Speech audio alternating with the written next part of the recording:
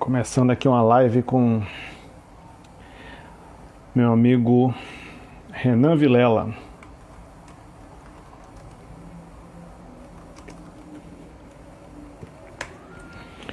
Vamos bater um papo como é que o empreendedor brasileiro vai se defender dos impostos que fatalmente virão aí para pagar essa conta abrupta que vai se tornar a conta pós-coronavírus, tá? Obrigado aí pela Evelyn entrando, Bruno Cavalcante, Cleberson de Lima tá aí. Ó o Renan aqui, ó. Deixa eu chamar o Renan aqui comigo.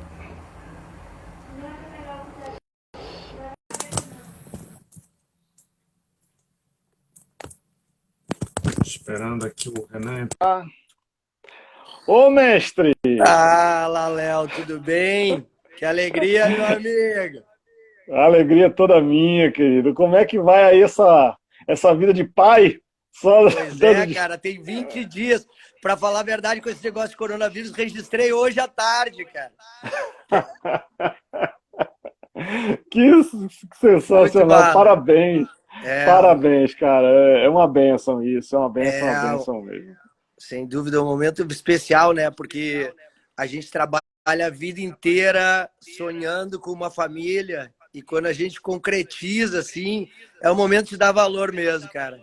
É sensacional. Parabéns. Um beijo aí para sua Aham. esposa, para todo mundo. Cara, é sensacional.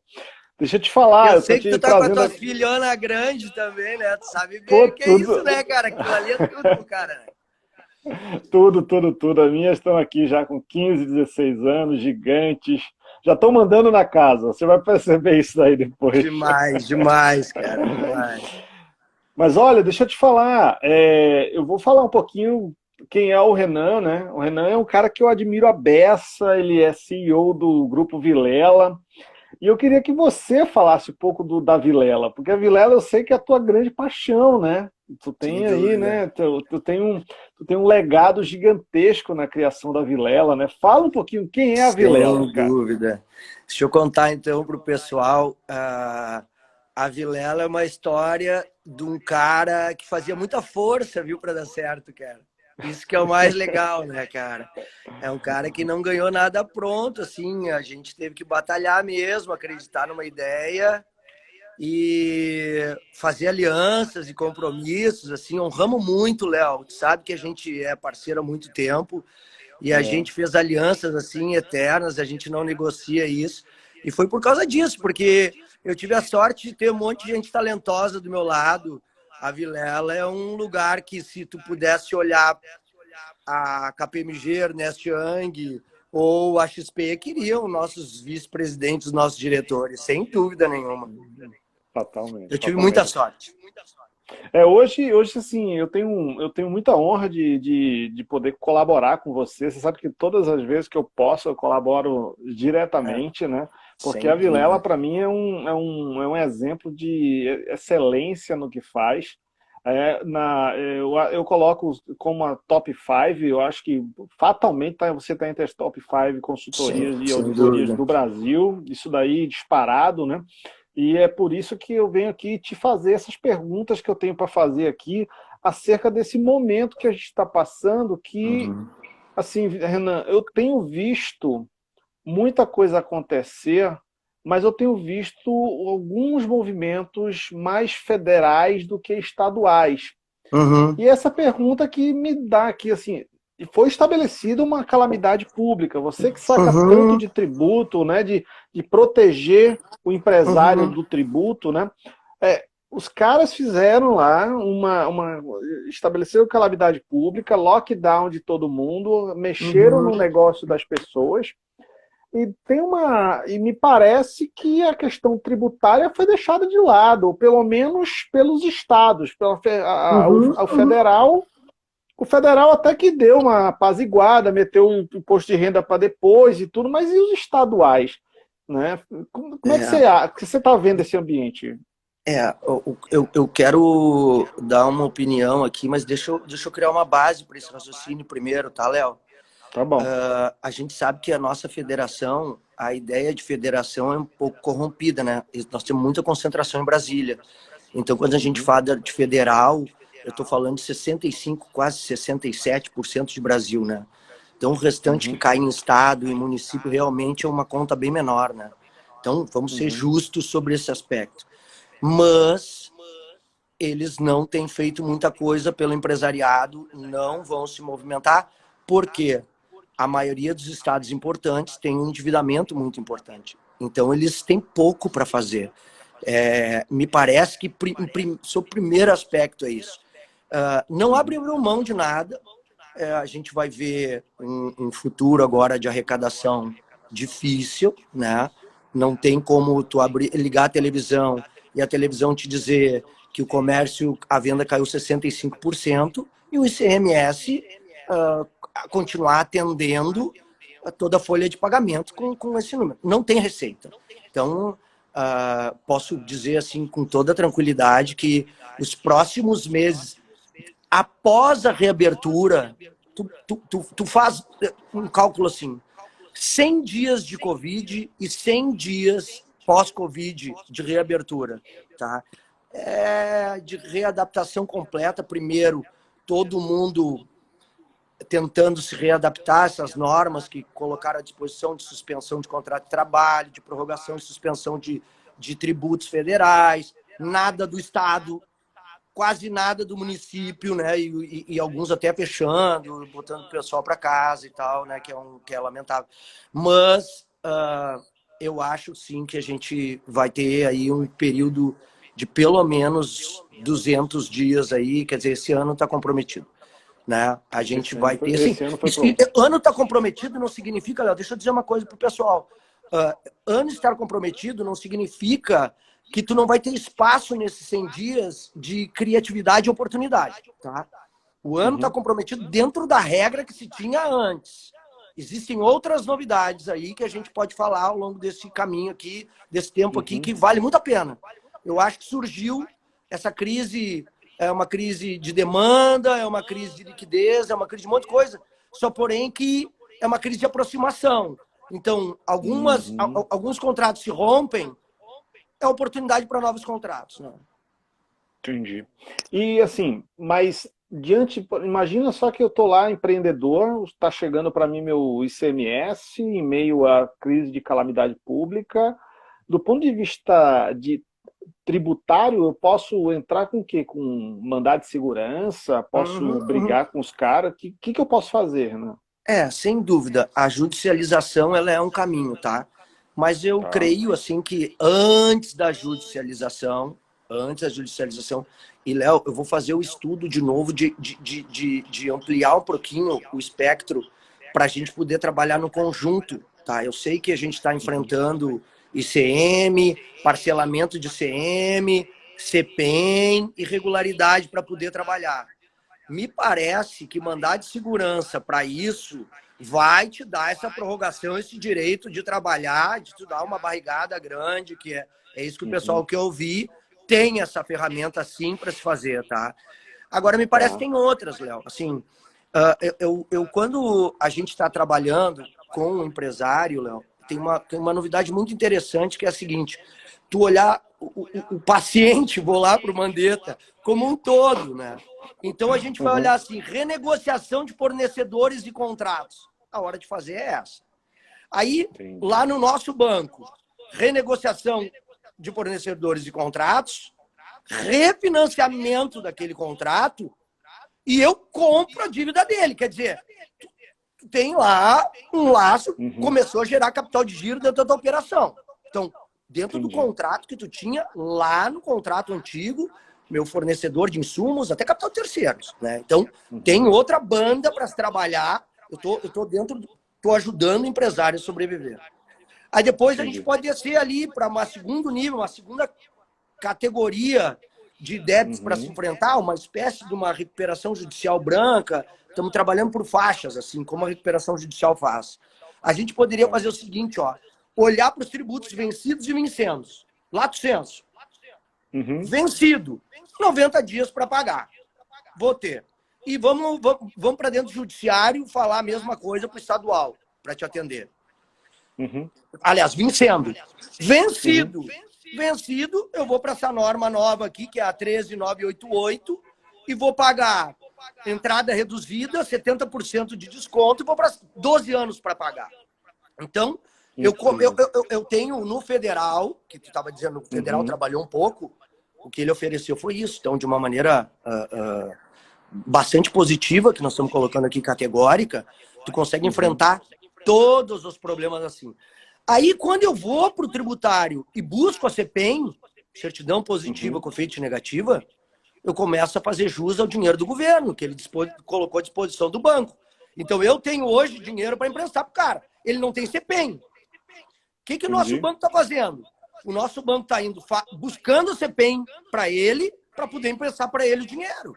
Quer dizer, sabe esse negócio que está se falando, assim, a vice-presidente do BNDES estava dizendo assim, ó, graças a Deus isso está acontecendo na época da fintech, porque a fintech vai tocar num lugar que o grande banco não vai. E é justamente essa prestação de serviço que é feita. Demanda. É isso que eu queria que tu esclarecesse, porque tu falou do nosso banco. Você acabou de comprar um banco, né? Você acabou de fazer a aquisição de um banco, né? Me explica isso, como é que é o seu banco funciona. Como é que funcionava? Existia uma fintech chamada Official Bank, tá? E a Vilela era parceira da Official Bank, parceira comercial da Official Bank, e a gente entendeu por bem absorver e fazer uma fusão, né, desse processo todo. E hoje nós estamos com ela praticamente montada, uma super franquia, né, da Vilela Brasil Bank, que a gente vai colocar a partir de 1º de maio à disposição.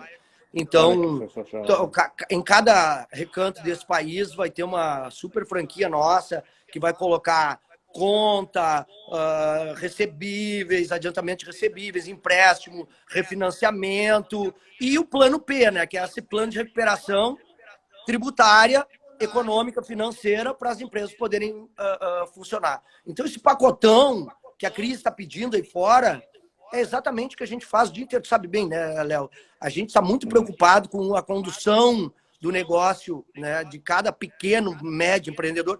É todo mundo hoje conversando a respeito. Sabe o que me chama a atenção, Léo? Eu estava falando hoje para o pessoal. Quando o mercado reabrir, a pergunta que eu faço é a seguinte: como é que tu acha que tu vai encontrar? Qual vai ser a foto que tu acha que tu vai encontrar lá do empresariado lá do outro lado? Gente, eu tenho quase certeza.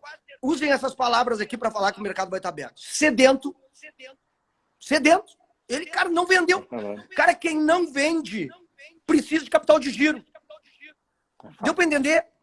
Queda nas vendas. Olha o binômio. Olha a foto do cara. Queda nas vendas, proteção de capital de giro. Quando tu vai falar isso com ele, esse cara tá de joelho, rendido, precisando de ajuda. Quem é que vai fazer isso por ele?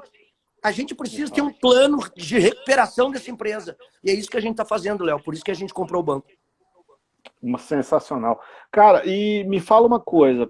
A Vilela Bank Brasil, ela vai conseguir intermediar que tipo de crédito? Todo tipo de crédito? BNDES? Como é que explica isso aí? Inclusive, esse compliance do BNDES já é o que a gente faz, né? Legal. Então eu tenho uma mesa de operações que eu vou lá, eu pego o fornecedor dele, eu renegocio para ele, ou eu refinancio, ou eu compro a dívida dele. Então, no fornecedor é isso. Se ele quer capital de giro, tá bem, bota aqui capital de giro na empresa. Primeiro, rede própria, dentro do próprio banco, análise de crédito dele. Segundo, a rede, que hoje está mais ou menos uns 200 empresas de fomento que estão conosco, querendo emprestar dinheiro para esse pessoal. Mas ele quer o meu compliance. Se eu avalizar, ele empresta. E, Entendi. Em terceiro lugar, a verba governamental, que está dizendo o seguinte: olha, vou te emprestar, vem com o CPEM. E aí, o que a gente está fazendo? O que a gente faz mesmo? CPEM, a gente falando aqui no dia a dia, é certidão positiva com efeito negativa, que é para poder pegar, é uma norma, inclusive constitucional, tá? Precisa ter CPEM do INSS, senão tu não pega dinheiro com um órgão governamental. Dinheiro do governo. Então, essa linha eu só consigo emprestar e por isso que eu vou fazer o parcelamento para ele. Entendi. Federal, né? E me fala uma coisa, uma outra coisa que eu tenho percebido no mercado e que a gente tem, eu tenho falado muito, você sabe muito bem, até por aptidão, né? Eu falo muito com instituições de ensino, né? Então eu falo muito com escolas, pequenas e médias universidades, né? E elas estão extremamente engargaladas agora e procurando até fazer alguns tipos de fusão e aquisição, tá? Uhum. Entre elas mesmas. Ah, você indica também esse tipo de movimento? Você acha Sem legal, por exemplo, eu dúvida, tenho uma escola, tu tem outra, a gente fazer uma fusão. sem Como é que dúvida. a Vilela atua nisso daí? Pode ajudar a gente? Sem dúvida. No passado, a gente trabalhou muito forte com a Vilela Brokers. Eu tinha Uhum, no Brasil inteiro esse movimento. Também foi perto da crise lá de 2008, que se viu o empresariado falando desse assunto, como tu está colocando agora de maneira muito pertinente, uhum, Léo, que era o mercado querendo dizer o seguinte, cara, vamos nos associar para sobreviver. E quando tinha sinergia, isso realmente aconteceu. E a gente fez o contrato de trespasse, essas operações todas a gente faz de fusão, aquisição, criar a métrica toda, due diligence, valuation, essas coisas todas que precisam ser feitas a gente faz, tá? Mas, inclusive, é importante que tu colocou isso, porque assim, ó, quando a gente vai para dentro da empresa com o plano de recuperação e esse cara não consegue, por algum motivo, o score dele não fica razoável, ou então ele não consegue ingressar no parcelamento, não vai ter CPEM, eu não vou ter dinheiro, eu não vou conseguir trabalhar com ele. O que eu faço? Eu arrumo a empresa dele para ser vendida. Fato uhum. 2, eu arrumo a empresa dele para ela entrar na recuperação judicial de uma maneira que ela entre e saia. Porque não adianta só querer entrar na recuperação judicial. A recuperação Sim, judicial é um processo. Tu precisa entrar na recuperação judicial, ela começa quando é declarada. Pô, cara, depois tu precisa sair dali, senão tu é um falido, né? Perde é mercancia, fato. tudo. É um negócio muito sério. Então, assim, esse preparo todo que as empresas vão ter, e quando a gente examina isso, a gente examina a empresa como um todo, exatamente querendo trazer o remédio, a vacina, porque, cara, agora acabou o capital de giro. Léo, tu sabe o que me chama mais atenção? Olha que curioso isso que a gente vai poder conversar com o pessoal. Nós esquecemos de falar dos hospitais. Léo, diz para o pessoal, em todo canto, que é o seguinte, hospital também tem que ganhar dinheiro para sobreviver. Se Sim, não está fazendo cirurgia eletiva, que é onde dava o dinheiro para o hospital, se ele não está fazendo mamografia, se ele não está trabalhando com outras especialidades, entubar o cara de coronavírus e receber sei lá quando, eu tenho conta para pagar meus boletos, todos os dias dentro do caixa. é Os fato. caras estão matando com o hospital. Só que isso não, eu não vi falarem ainda. Nem o Caio É Coppola fato. lá, que era para ter dito, tudo bem, deixa os hospitais abertos. O Caio lá tem super bem, né? Vamos elogiar o Caio. Uhum, Mas, uhum. de uma maneira ou de outra, cara, é gravíssimo isso que está acontecendo. Então, assim, a gente Exato. percebe que precisa de uma consideração, um diálogo, dentro dessa complexidade de fatos, né? Por quê? Tu, economista, com essa visão toda aí que tu tem, né, cara, com um currículo Obrigado. incrível. Olha bem, a gente está diante desse binômio de novo, que é as necessidades são ilimitadas, os recursos são escassos. Gente, tu não pode tornar o teu recurso tão escasso assim. Então é isso que está sendo dito. Ninguém está dizendo que tem dois bens. Não, é um bem só. É vida versus vida. Ou tu mata o cara Exato. pela Covid, ou tu mata o cara porque tu não fez exame preventivo do coração dele. Então, assim, é Assim? vida versus vida. Cara, tá faltando alguém dizer que a discussão está Exato. se tornando uma discussão. Ah, capitalismo. Não é econômica. Não é? Ainda não chegou na econômica. É vida versus vida. E vidas versus vida, menos hospital. Então, a gente Exatamente. está muito Você sabe que chateado com eu. isso que está acontecendo no mercado. Léo, tu sabe bem, e o pessoal, a gente tem 20 mil empresas no nosso parque. A gente trabalha com 20 mil empresas nesses 16 anos. Imagina Uhum. tudo que a gente já viu nesse meio tempo em 50 dias. Vocês não queiram saber a realidade do que Eu é ser imagino. auditoria, consultoria empresarial nesse momento de um pessoal que é responsabilidade o tempo todo nos ombros dos caras. Né? Não é fácil empreender nesse país e agora nós precisamos nos ajudar. E a gente gera umas expectativas, né, Renan, que são incríveis. Ah, ninguém demite ninguém.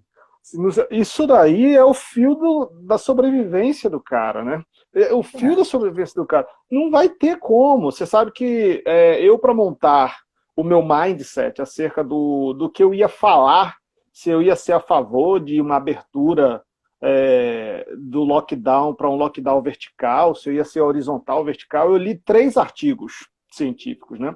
Um artigo foi do Imperial College, lá sobre os números do Imperial College, que esse artigo ele lançou, depois ele mesmo falou que estava um pouquinho acima daquilo que era expectativa. O segundo foi um artigo sobre a pandemia de 1918 nos Estados Unidos, que ele falava o seguinte: as cidades que entraram no lockdown horizontal mais cedo, saíram mais cedo e se recuperaram mais cedo economicamente. E o terceiro artigo foi sobre o seguinte, foi o que mais me chamou a atenção. É um artigo de um professor inglês que fez com diversos brasileiros, e ele, no time dele, do artigo, o artigo é feito por 11 pessoas, incrível, e estudou 5.500 municípios brasileiros, Renan.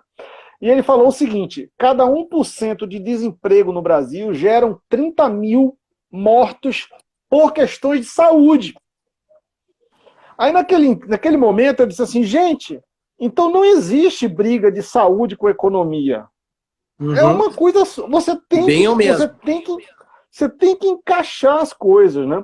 E aí o que eu estava olhando era o seguinte: se nós tivermos a projeção da XP Investimentos, que foi a projeção que eles fizeram, de 40% de desemprego no Brasil, tá? Nós vamos ter 1.200.000 mortos com problema de saúde, em decorrência da queda econômica que o país tem.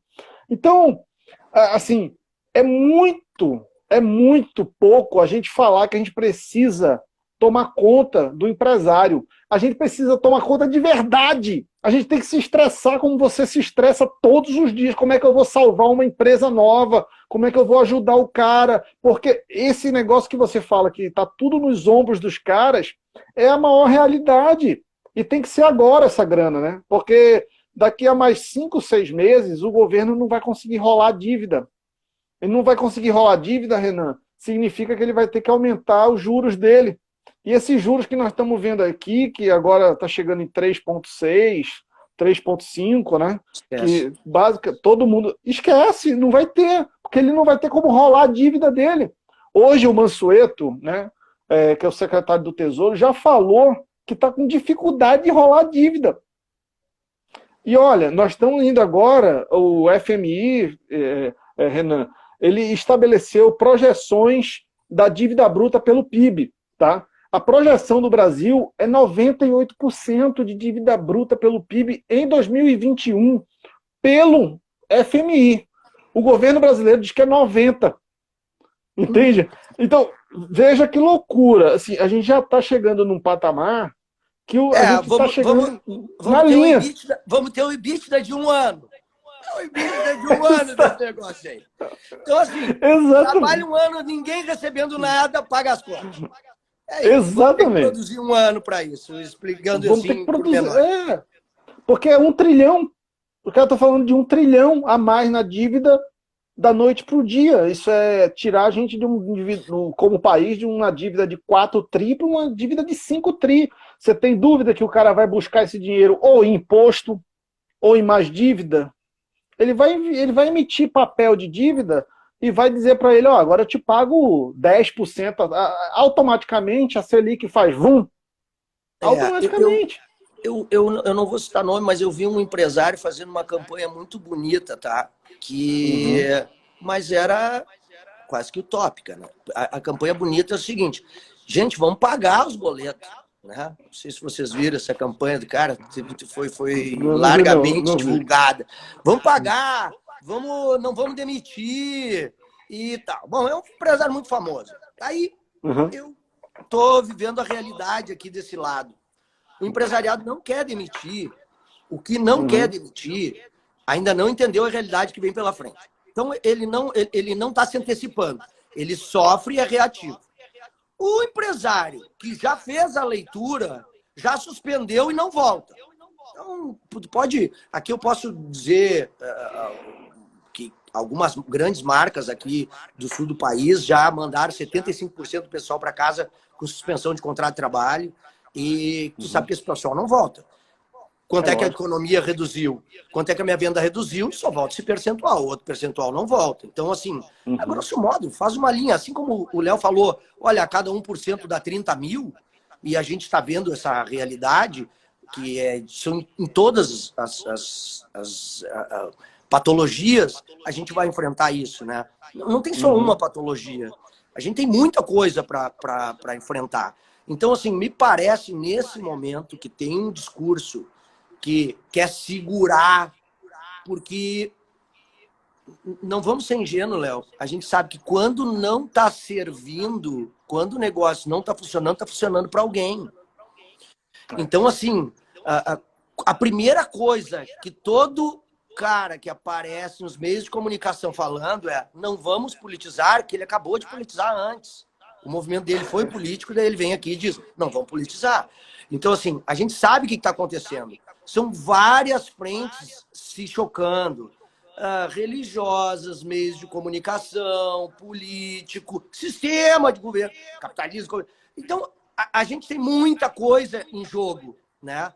O brabo é entender o seguinte, empresariado, emprego, que me interessa muito esse assunto, família, e a gente olhar as famílias compostas e tendo recursos para sobreviver na família, que são essas duas células que me interessam, para simplificar, Léo. Falou de família e falou de empresa, as coisas vão dar certo. Se tu começar a atacar a condição da família, tirou a condição do chefe de família de organizar a casa dele, Léo. Vai dar problema. Assunto número 2, empresa. Da onde sai, queiram vocês ou não queiram, da onde sai todos os recursos? Sai de dentro das empresas. Se vocês enfraquecerem essa célula, vocês terão um problema. Mais dia, menos dia. Então, olha bem, essa célula alimenta essa aqui. Eu tenho um sistema que está atacando as duas. Eu tenho um problema pela frente. Léo, é lógico que vamos vivenciar isso aí. Anúncio de 5% a menos no nosso PIB ali, né? Vamos ter um PIB negativo de 5%. Os teus números são um espanto. Agora, na verdade, nós estamos escolhendo, ao invés de estar dizendo, fique em casa, que não vai matar, né? Não vai contaminar, isso tudo. Pô, ninguém quer, cara. Como é que vai se falar isso? Agora, fiquem desse jeito, tu está matando outras pessoas. É só isso que é o debate. A gente quer abrir a consideração para dizer o seguinte, vai dar problema do outro lado. E não tem como não dar. Ou ele admite hoje, ou ele vai admitir daqui a 100 dias. Isso vai impactar na vida dele daqui a 100 dias. Queira ou não queira. Então, nós estamos tentando fazer esse negócio aí. Nós estamos trazendo, neste momento, para todo o empresariado, renegociação de dívida. Vamos comprar a dívida dele para ele ficar vivo. Vou financiar o caixa dele, porque ele está vendendo menos, vou botar capital de giro na empresa dele. Vou segurar o tributo para ele e vou parcelar os tributos para ele até 145 vezes em 12 anos. O governo está fazendo para ele ter CPEM e ter acesso a essa lógica toda que a gente está falando. Então, vem um super plano de recuperação econômico, financeiro e fiscal que a gente vai estar lançando no dia 1º de maio para ajudar, para ver se consegue ajudar um pouco, Léo. Pô, cara. Sensacional. Meu irmão, sensacional, irmão. Não parece pouca coisa que vem pela frente aí. Não. E, assim, a perspectiva... Hoje eu estava fazendo uma análise econômica de cenários para um colega. Aí tem duas questões, né? O FMI falando de uma possível recuperação em V ou em U, né? Que aí seria mais longa, né? O tempo maior. Aí ele falou, olha, não deve ser em V, deve ser em U, a recuperação, se tudo der certo. Aí ele diz assim, ó, mas em dando os riscos, acontecendo 2 riscos, podem fazer com que essa recuperação seja em W. Veja que loucura. Aí você vai ler lá o documento do FMI, quais são os riscos? Número 1, a pandemia ser cíclica, ela vai embora e volta novamente. Já tem alguns países estudando que você pode pegar corona 2 vezes, tá? Já tem país estudando isso. A segunda coisa é o seguinte, é o trabalho que você está fazendo sensacional junto às empresas, é o cara não conseguir chegar ao crédito. Aí ele não chegar em tempo ao crédito. Aí tem uma intervenção, tem uma intervençãozinha, Cléo, se tu me permitir. Por favor. É o seguinte, não vai chegar no crédito. Aí tu diz, calma aí, eu vi tanto crédito chegando, estão falando de bilhão para lá, bilhão para cá. Não tem como chegar no crédito. Tem uma norma constitucional que diz, precisa ter regularidade fiscal. Regularidade fiscal é parcelamento e é certidão positiva com efeito negativa. Sabe quanto tempo vai demorar para ele ter isso? Ele tem que, dependendo do caixa dele. Se ele cabe, a parcela cabe de 100, ele vai ter desconto. A parcela coube na simulação 145 vezes. Bom, estou com a CPI na mão, vou lá buscar o dinheiro. Não estou com a CPI na mão, não adianta ir lá. Então, vai ter gente que não pode. Por isso que o banco se propôs a nós vamos fazer isso para ele. Aí que está. O que a gente adaptou? Porque a gente tem um viés tributário de 16 anos e agora o banco tem um viés financeiro, a gente diz, cara, esse cara nunca vai tocar a mão no dinheiro, deixa que eu faço isso para ti. Então é uma lógica de serviço.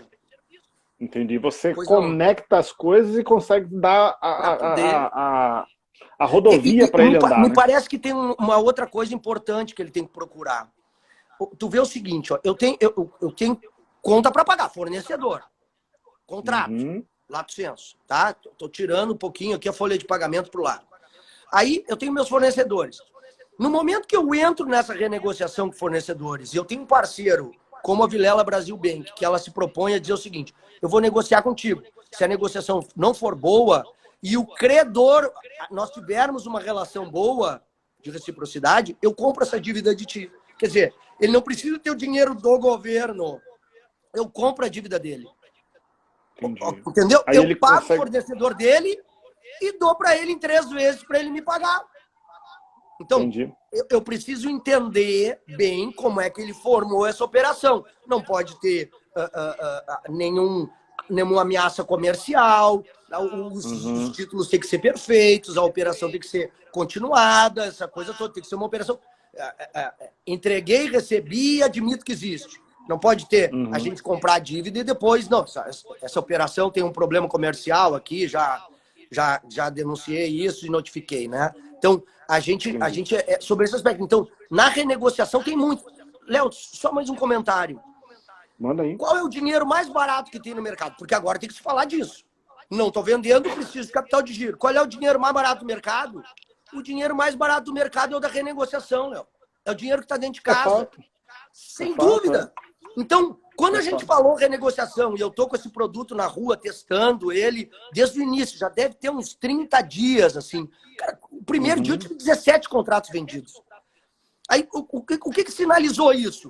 O cara disse, cara, é justamente isso que eu quero. Eu quero repactuar.